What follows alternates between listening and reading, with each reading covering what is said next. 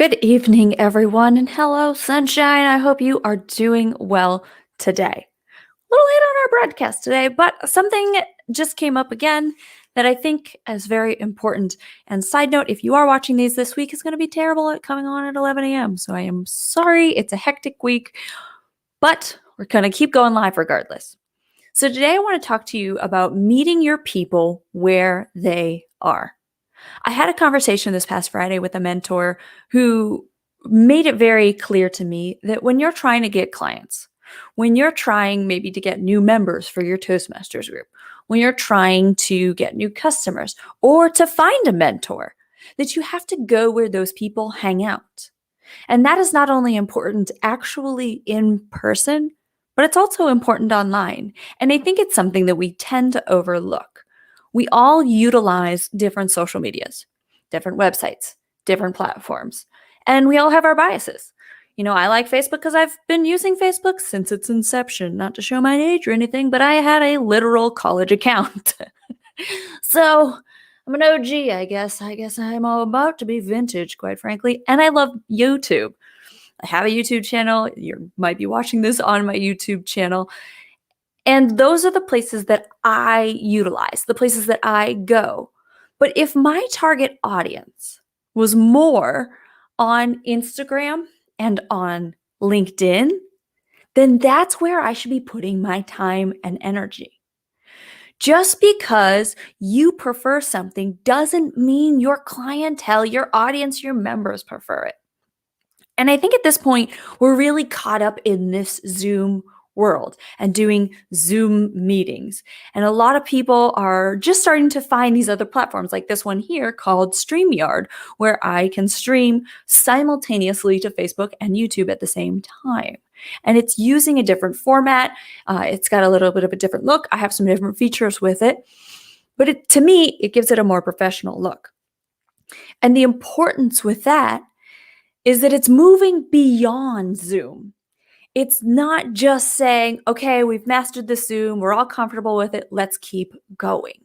I think there are so many more opportunities out there for us to expand our horizons, and we're still figuring them out, right? I'm still figuring them out.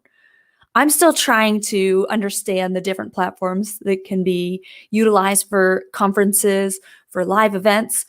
And it's always going to have new stuff coming. So it's something you just have to stay on top of. But my point is, we can't just assume that people are going to just register for a Zoom meeting anymore or a webinar. We can't just do one thing and preach to one audience. We have to go where the people are that we want to reach. So if that's the next generation, where are they? They're not on Facebook. Yes, they are on YouTube. And some of them are on places like Snapchat and TikTok and what have you.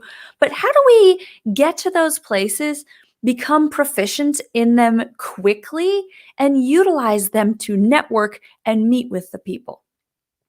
Instead of just having a smaller, closed thing, why not try live streaming? Why not try going out there and finding different avenues? But more importantly, try them out. Now, I don't want you to go out there and instantaneously try to do Instagram and TikTok and Twitter and YouTube and Snapchat and all at once. You're not going to become the best at it. And you have to go with what you're comfortable with to start and get really good at it and then add another layer. But it is so important that you actually try the different things and are actively searching and hunting and challenging yourself, your team, to try new things, to try different avenues. I remember when I was a recruiter for Verizon, I started getting into LinkedIn and I was getting some traction on there, but it was something new that we weren't really fully utilizing. And I don't know now, almost 5 years later, if that's even something that would make sense anymore. I do know LinkedIn is fabulous. Not the point. The point is, I was trying it, right? And you need to try it too. Your audience isn't always going to be right in front of you. Sometimes you have to go find them. So, what area of your life, your business, or maybe your volunteer organization, maybe your Toastmasters club, where can you try to think outside the box and try a new avenue this month?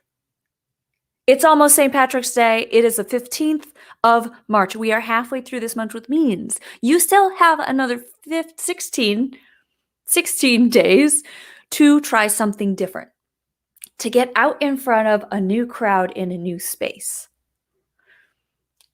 Are you going to take that opportunity?